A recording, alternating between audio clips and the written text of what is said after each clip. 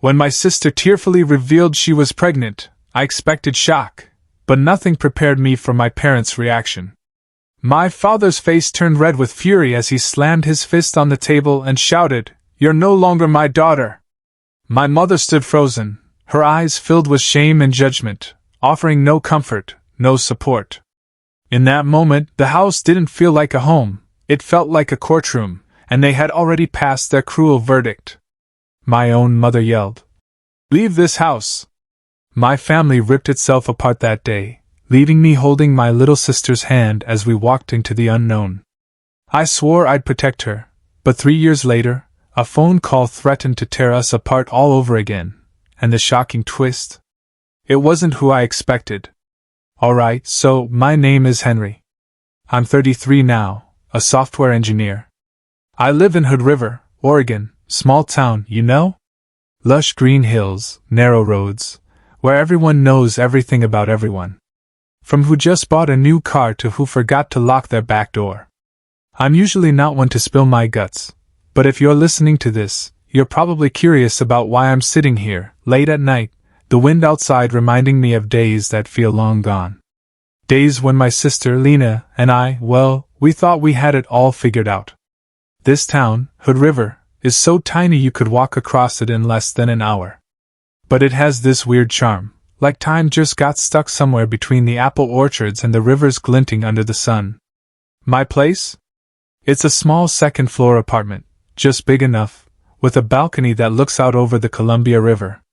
It's got my messy desk, covered in papers and my laptop, an old armchair I snagged at a flea market, and a bookshelf packed with technical manuals and a few novels I've never finished.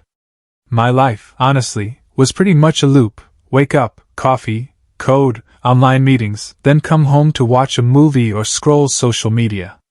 Simple. I liked it. Or so I thought, until everything just shattered. I grew up in a family that, from the outside, looked perfect. My parents, Richard and Eleanor Hartley, were the kind of people the whole town looked up to. My dad, an accountant, always in crisp suits, deep voice, solid as a rock. My mom, a high school literature teacher, giving these amazing lectures on Shakespeare or Hemingway.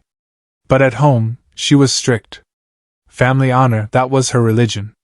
Everything came second to that. They weren't the hugging type, never said, "I love you." To them, that was unnecessary. Love, in our house, was shown through strict, punctual family dinners, homework reminders, and rules you just didn't break.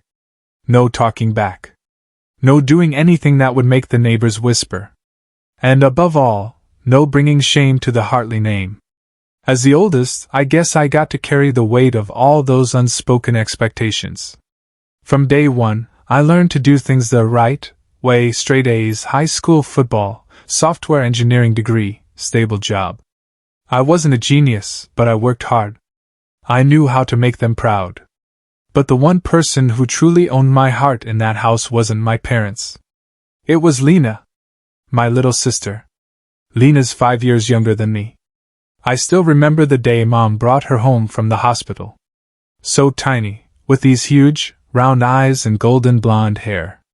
I just stood in the living room corner, watching my parents actually smile at each other. A rare smile. Lena grew up like a soft breeze, gentle, kind.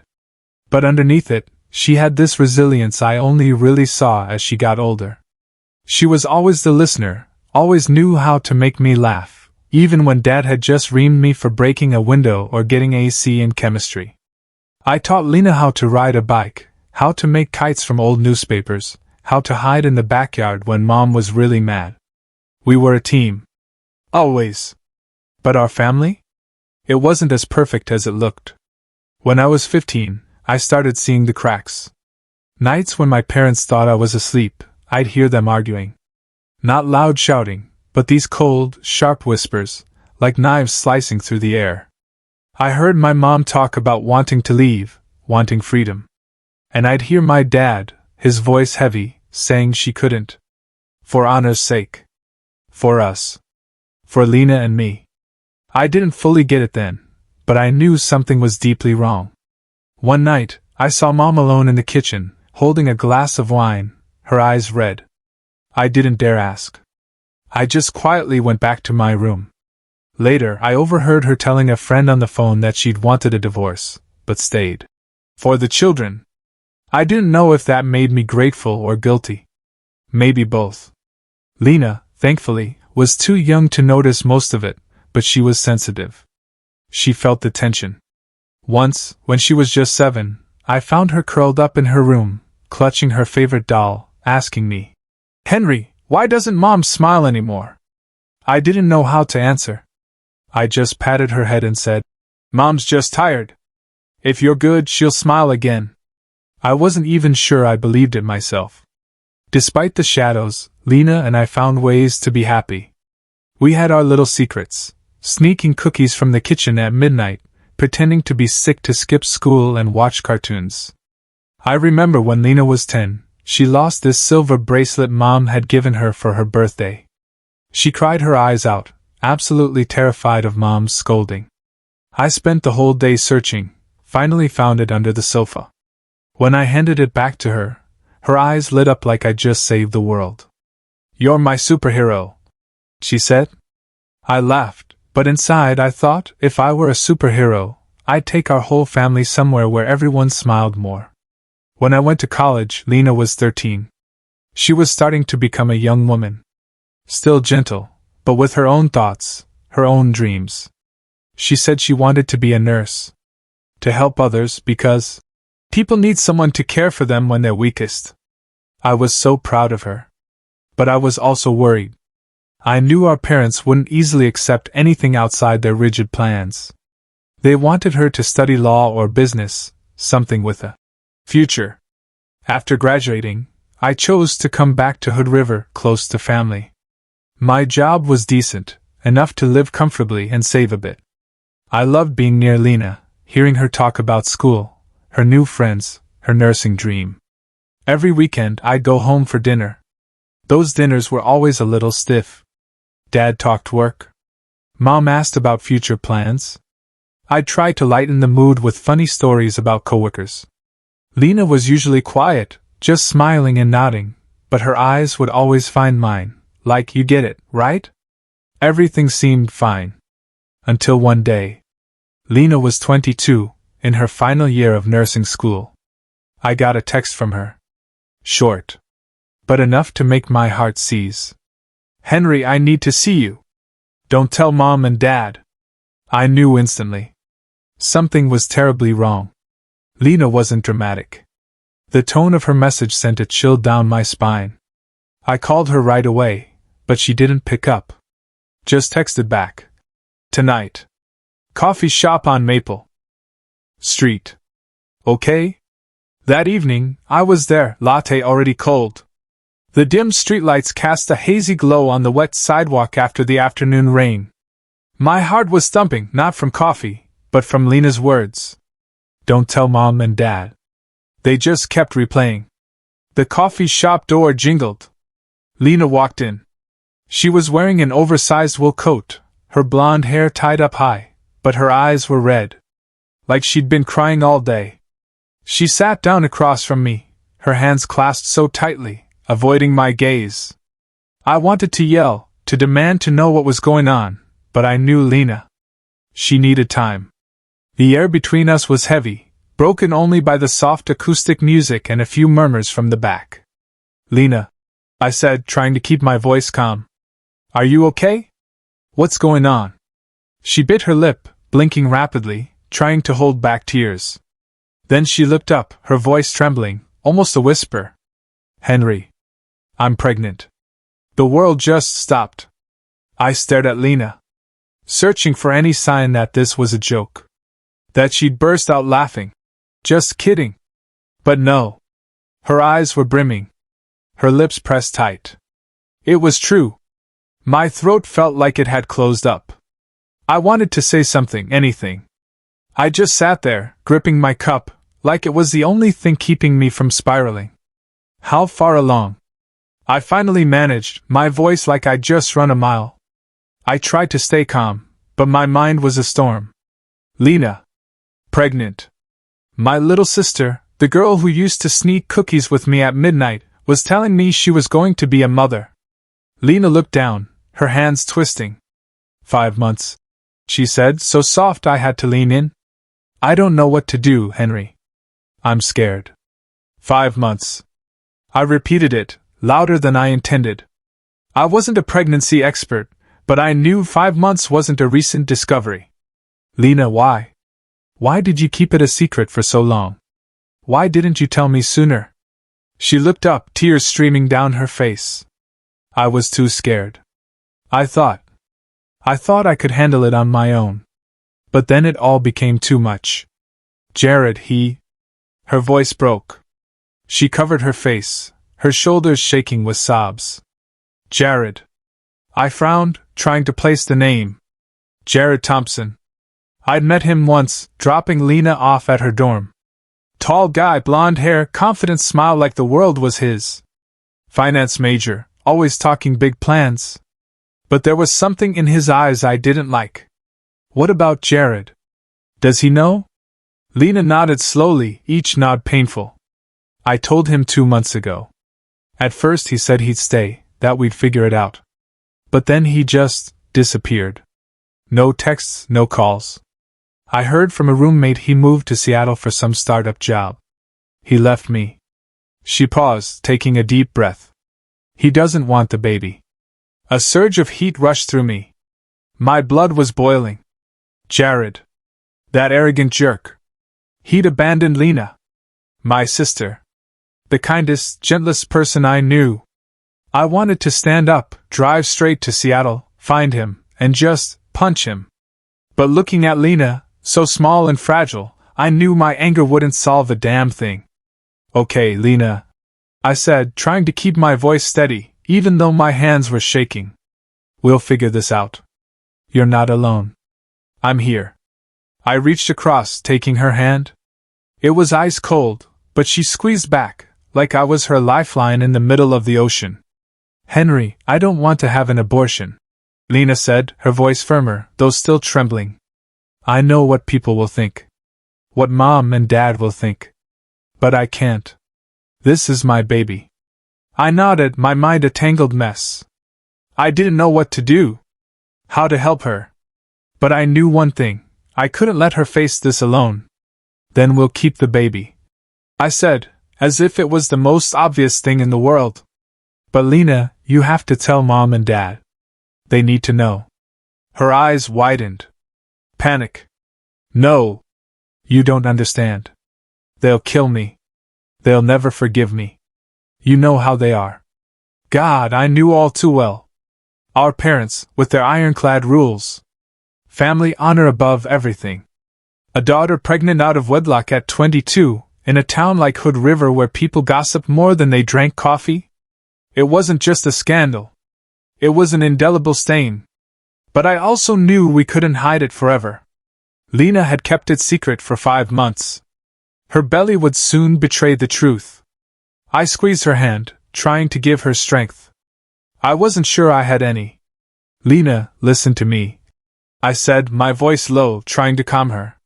We can't hide this forever. They'll find out sooner or later.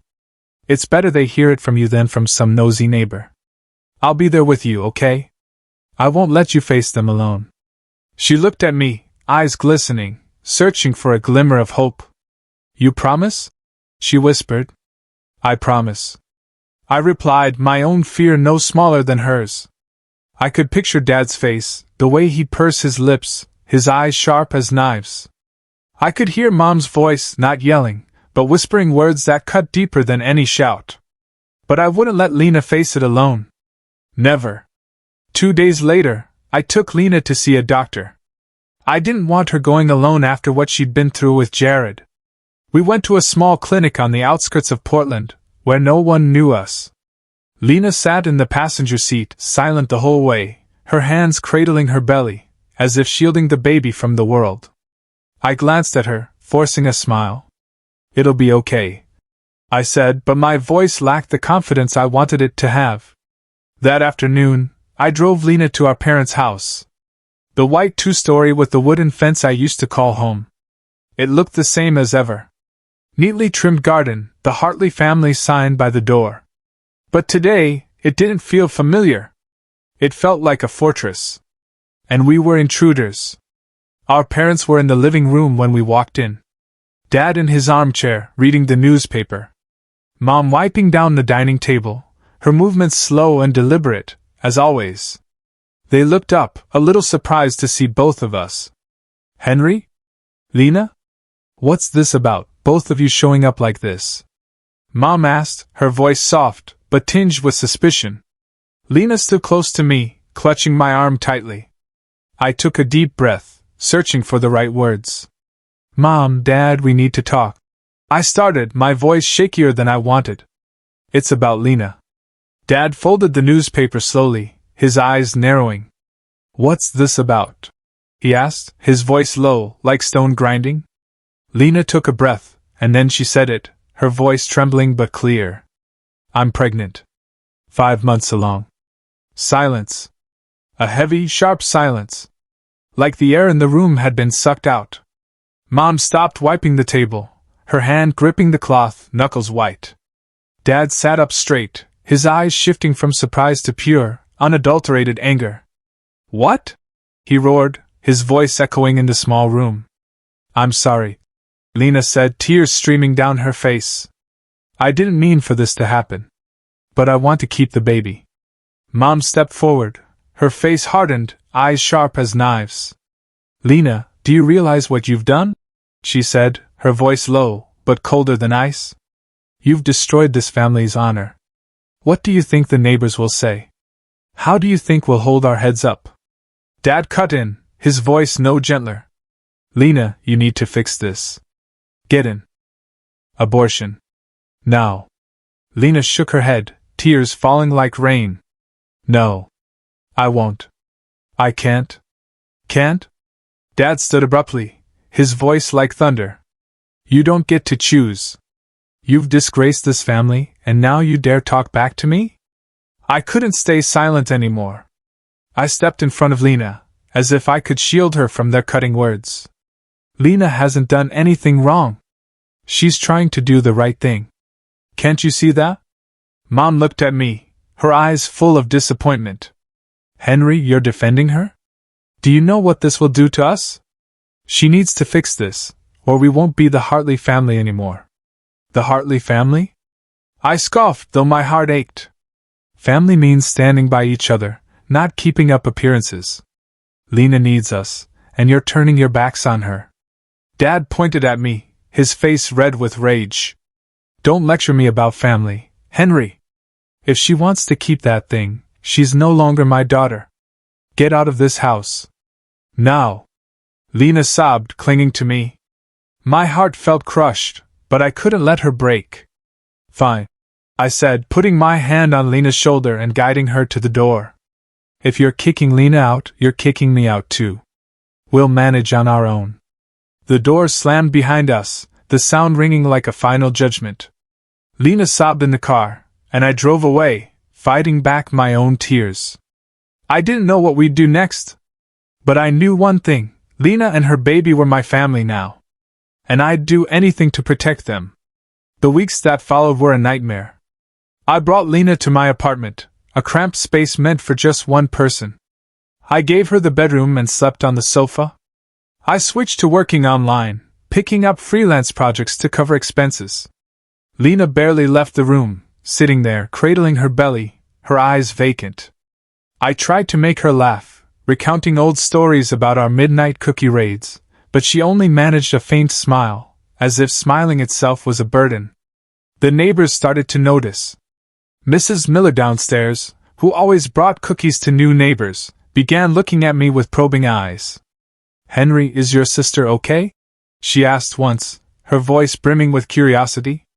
I just smiled, said Lena was resting, but I knew the rumors had begun.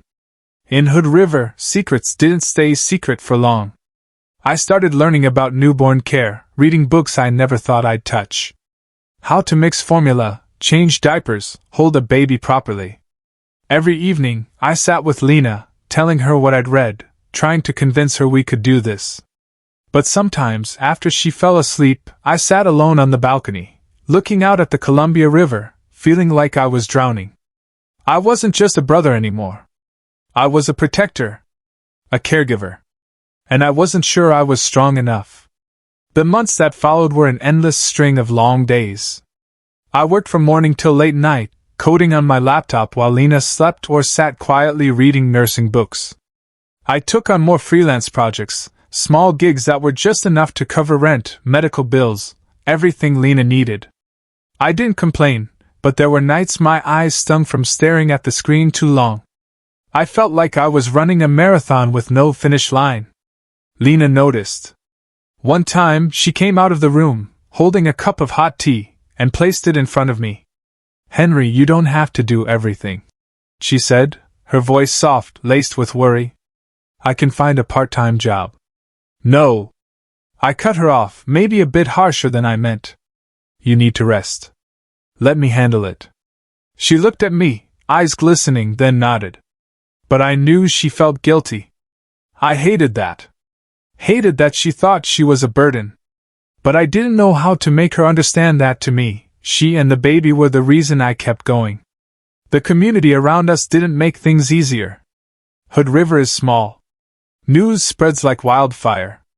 I started noticing prying looks when I went to the grocery store, whispers behind my back when I bought coffee. "That's the brother of the girl who's pregnant out of wedlock," I overheard someone say at the store, their voice a mix of curiosity and judgment. I pretended not to hear, but each word was like a small knife cutting into my pride. I didn't care what they thought of me. But when they looked at Lena, when she pushed a cart in the supermarket, her pregnant belly visible under her sweater, I saw the way they turned away, as if she was something shameful. I wanted to scream at them, to tell them they knew nothing about her, about us. But I just clenched my fists, stayed silent, and held Lena's hand tighter. Lena felt it too. She went out less often, staying in the apartment with the windows shut. "I don't want them to look at me like that," she said once, when I asked why she didn't come for a walk. "I don't want them to think I'm a mistake." I hugged her, trying to tell her she wasn't a mistake, that she was the strongest person I knew. But my words didn't seem enough to erase the pain in her eyes. Not everyone turned their backs, though. Mrs. Miller, our neighbor downstairs, started showing up with containers of homemade food, pumpkin soup, toasted bread, sometimes a plate of cookies. "The girl needs to eat properly," she'd say, winking at Lena. For the first time, Lena smiled. A real smile. And I felt a flicker of hope. Maybe the whole world wasn't against us. When Lena reached her 8th month, everything became more real than ever. I took her to regular checkups. The doctor said the baby was developing well, but Lena needed more rest. She was showing signs of fatigue. I tried to make things easier for her, cooking simple meals, buying extra pillows for her to sleep comfortably, even learning how to massage her feet when she complained of pain. But Lena grew more anxious. "Henry, what if I can't do it? What if I'm not a good mother?" she asked one night as we sat on the sofa, watching an old movie either of us was really focused on. "You'll be a wonderful mother," I said, taking her hand. "You already love this baby even before it's born. That's what matters most." She smiled, but I knew she was still scared. I was scared too, but I didn't dare say it. I was afraid I wouldn't be strong enough. That I'd fail Lena, the baby, and myself. The day Lena went into labor came unexpectedly, on a rainy October morning. I was coding when I heard her call from the bedroom, her voice panicked. "Henry. I think it's time." I nearly dropped my laptop, my heart pounding as I rushed in. Lena was sitting on the bed, her face pale, clutching her belly. "It hurts," she whispered. I don't clearly remember what I did in the next few minutes. It was all a blur. I helped Lena to the car, drove like a maniac to the hospital, trying to stay calm while she breathed heavily and gripped my hand. "I'm here," I kept repeating, like a mantra, though I was trembling myself. When we reached the hospital, the nurses quickly took Lena to the delivery room. I wanted to go with her, but they told me to wait in the hallway. I sat there on a hard plastic chair, staring at the wall clock, each second stretching like an hour. I thought about our parents. They still hadn't reached out. Not a single call, not a single text. I had called Mom a few days after they kicked Lena out, hoping they'd change their minds, but she only said curtly, "When Lena fixes her mistake, come back." I'd hung up without another word. But now, with Lena in the delivery room, I wanted to call them. To shout into the phone that they were missing the most miraculous moment of their lives. But I didn't. I just sat there praying, though I wasn't sure who I was praying to. After 3 long, agonizing hours, a nurse came out, smiling. "She's given birth. A healthy baby boy." I stood up, my legs shaking so much I nearly fell. "Can I go in?" I asked, my voice breaking. The nurse led me to the room. Lena was lying on the bed, drenched in sweat, but radiant. Next to her was a tiny bundle, wrapped in a white blanket, eyes closed tight. "Micah," Lena whispered, looking at me. "I named him Micah." I stepped closer, unsure what to do. The nurse handed Micah to me. I held him gently, afraid I might break something so precious. He was so small. So warm. And as I looked down at him, I felt a strange sensation, like the whole world had narrowed to just me, Lena, and Micah. I cut the umbilical cord, my hands trembling. And when the nurse showed me how to hold him properly, I felt like I'd become part of something bigger than myself. The weeks that followed were a new challenge. Lena was weak after the birth, and I became the primary caregiver for both her and Micah. I learned how to change diapers, mix formula, soothe Micah when he cried in the middle of the night. Some nights I only got 2 hours of sleep, juggling work and watching Micah so Lena could rest. I was exhausted, but every time I saw Micah sleeping, his tiny hands clenched into fists, I felt it was all worth it. Lena slowly recovered, and she started studying nursing again through online classes. I saw her sitting at the laptop, taking careful notes, though her eyes were still tired. "I want to do this for Micah," she said once when I asked why she didn't take a longer break. "I want him to be proud of his mom." Seeing Lena like that, with her quiet resilience, I felt both proud and heartbroken. She was trying so hard despite everything, the judgmental stares from town, the cold silence from our parents, the scars Jared left behind. I wanted to tell her she was already an incredible mother. But I just smiled, patted her shoulder, and went back to my work, trying to keep everything from falling apart. Time passed in the blink of an eye. Micah was now 3 years old. A tiny boy with golden blonde hair, just like Lena's, and big, curious brown eyes that took in the world. He was the center of our lives. Every morning, I woke up early to prepare his bottle, playing with him while Lena studied. Those moments, when Micah giggled or clutched my finger, were the only medicine that helped me forget the sleepless nights and the piling bills. But one thing tugged at my heart. Micah called me Daddy. The first time he said it, I nearly dropped my coffee mug. Lena laughed, but her eyes held a trace of sadness. "He loves you," she said. "But you're not." She didn't finish, but I understood. I wasn't Micah's father, even though I'd done everything a father would. Our life, though difficult, had slowly stabilized. Lena studied diligently. I kept working online. And the neighbors, especially Mrs. Miller, became unexpected allies. She often brought over old toys or a plate of cookies, always with a comment. "For the little one, Henry. You're doing great." Those small words kept me going. But deep down, I still felt a void. Our parents hadn't reached out. I tried visiting them once, when Micah was 1, hoping they'd soften at the sight of their grandson. But Dad just stood at the gate, coldly saying, "Get out of my sight. He's not a Hartley." I drove back, gripping the steering wheel, fighting back tears. Then, one evening, everything changed. I was on the sofa, checking work emails, while Lena fed Micah in the kitchen. My phone buzzed with a new email. I glanced at it, expecting another project, but the name, Jared. It hit me like a punch to the chest. I stared at the screen, my heart pounding. 3 years. 3 years since he abandoned Lena, leaving her alone, 5 months pregnant. I wanted to delete the email, to pretend it didn't exist, but a part of me, curiosity, or maybe just pure, simmering anger, made me click. Henry, the email began. I know you probably don't want to hear from me. I don't blame you. But I need to talk to Lena. I want to see her and my son. I was wrong. And I want to make it right. Please give me a chance. Blood rushed to my head. A chance? He thought he had the right to ask for a chance after what he did? I stood up, pacing the living room, trying to suppress my rage. Lena came out from the kitchen, wiping her hands on her apron, her eyes worried. Henry, what's wrong? You look like you've seen a ghost. I hesitated, unsure how to tell her. But Lena wasn't a child anymore. She deserved the truth. Jared sent an email, I said, my voice dry. He wants to see you. And Micah.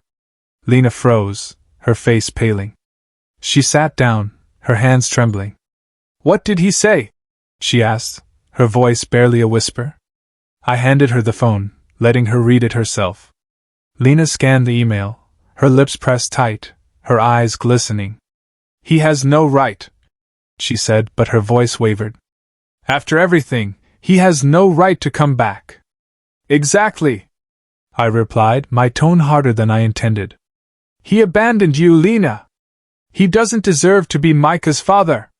You don't have to see him. Then I caught a flicker of hesitation in her eyes. She looked out the window where streetlights cast a glow on the wet sidewalk. But maybe Micah needs to know who his father is, she said after a moment of thought. Her words felt like a slap. Micah needed to know his father? I'd been here for 3 years, changing diapers, staying up nights, doing everything to keep this family together. But I wasn't Micah's father. And though I hated to admit it, Lena's words stung. Are you sure? I asked, trying to keep my voice steady. He hurt you, Lena. Who's to say he won't do it again? She shook her head, tears streaming down her cheeks. I don't know. But I have to think about Micah. If Jared is truly sorry, maybe he deserves a chance to know his father. A few days later, I agreed to let Lena respond to Jared's email. I didn't want to, but I couldn't force her. Lena wrote a short, polite but cold message, agreeing to meet Jared at a coffee shop in Portland, a neutral place, not Hood River, where people would stare and whisper. I insisted on going with her. Not because I wanted to see Jared, but because I didn't trust him. Lena agreed, but I saw the uncertainty in her eyes, as if she were caught between two worlds. On the day of the meeting, I drove Lena to Portland, leaving Micah with Mrs. Miller. Lena was nearly silent the whole way, her hands clasped tightly in her lap. I wanted to say something, anything, to comfort her, but I didn't know what. When we arrived at the coffee shop, Jared was already there, sitting in a far corner, wearing an expensive gray suit. A far cry from the arrogant college kid I'd once met. He stood when he saw us, a nervous smile on his lips. Lena, Jared said, his voice soft but tense. Thank you for coming. Henry. He nodded at me, but I didn't respond. I just sat down, arms crossed, staring at him. Jared started talking, his voice shaky. He explained that after leaving Lena, he moved to Seattle, worked for a tech startup. The company succeeded, and now he was a millionaire. Penthouse, a team of employees. But he said none of it made him happy. I was wrong, Lena, he said, bowing his head. I was scared back then. I wasn't man enough to be a father. But I've changed. I want to meet my son. I want to make things right. Lena sat silently, clutching her coffee cup. I wanted to interrupt, to yell in Jared's face that he didn't deserve this, that he had no idea what we'd been through, but I stayed quiet, letting Lena decide. Finally, she looked up, her voice cold but firm. Jared, you left me when I needed you most. You think an apology is enough? Jared knelt down, right in the middle of the coffee shop, drawing looks from a few people. I don't expect you to forgive me right away, he said. But I want to prove myself. I want to meet Micah. To be part of his life. And I want to make up for what I did to both of you. He looked at me, as if seeking my approval. I felt my blood boil. Make up for it? I snapped. You think money can buy back the 3 years Lena had to endure? The 3 years I watched her cry because of you? Henry, Lena said, placing a hand on my arm, her voice soft but firm. Let me handle this. I clenched my jaw and looked away. Jared kept talking, promising to provide for Micah, to secure his future. He even said he'd hired a lawyer to set up a trust fund for Micah. Lena listened, but I could see she was torn. She wasn't the naive girl who once loved Jared, but she was a mother, and I knew she was thinking about what was best for Micah. In the weeks that followed, Lena met Jared a few more times, always in Portland, and I always went along. Jared was patient, bringing gifts for Micah, a teddy bear, a toy car. But I noticed how Micah clung to me, calling me Daddy, and it broke my heart. Jared tried to connect with Micah, but the boy was too young to understand. Once, when Jared tried to hold him, Micah cried and ran to me. I saw Jared's eyes darken, but he said nothing. Lena was wavering. Henry, I don't know what to do, she said one night after Micah was asleep. Jared says he wants to be a father. He has money. He can give Micah a better life. But I don't know if I can trust him. And I don't want to lose you. You won't lose me, I said, taking her hand. But you have to decide what's best for Micah. Not for Jared. Not for me. But for your son. She nodded, but I saw the conflict in her eyes. I was conflicted too. I'd spent 3 years being Micah's father. But now Jared was back. With money and promises. I was afraid of losing Micah. Of losing Lena. But I couldn't be selfish. I had to think of them. The days that followed, I tried to live normally, but every time I saw Micah running around the apartment, grabbing my hand and calling me Daddy, my heart tightened. I knew Lena was considering Jared's offer. And though I hated to admit it, I understood why she wavered. Jared didn't just return with an apology. He brought a future. He talked about a trust fund for Micah, about providing for Lena, and above all, about wanting to be a father. I could hate Jared for what he did, but I couldn't deny that he could give Micah things I never could. A stable, comfortable life, free from worrying about bills or sleepless nights from overwork. One afternoon, as I came home from work, Lena called me into the living room. She was sitting on the sofa, Micah dozing on her lap, while Jared stood in the corner, hands in his pockets, looking tense but determined. Henry, Lena began, her voice soft but firm. Jared has something to say to both of us. I sat down, arms crossed, trying to stay calm. Jared cleared his throat, stepped forward, and placed a stack of documents on the table. Henry. Lena, he said, his voice steady but clear. I know I can't undo the damage I've caused, but I want to start over. I bought a house in Hood River. Right by the Columbia River. It's worth $1 million. I want to give it to the 3 of you. Lena, Micah, and you, Henry. It's a place where Micah can grow up, where Lena can study and work, and where you, Henry, won't have to worry about rent anymore. I was stunned. Speechless. A house. $1 million. I looked at Lena, seeing she was just as shocked. Jared, are you serious? She asked, her voice trembling. He nodded, pulling a set of keys from his pocket. I've signed the papers. The house is yours. I just want to do the right thing. I wanted to refuse. To say we didn't need his money,